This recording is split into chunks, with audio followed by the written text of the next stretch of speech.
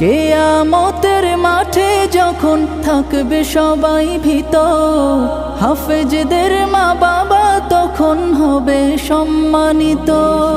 কিয়ামতের মাঠে যখন থাকবে সবাই ভীত, হাফেজদের মা বাবা তখন হবে সম্মানিত। তাদের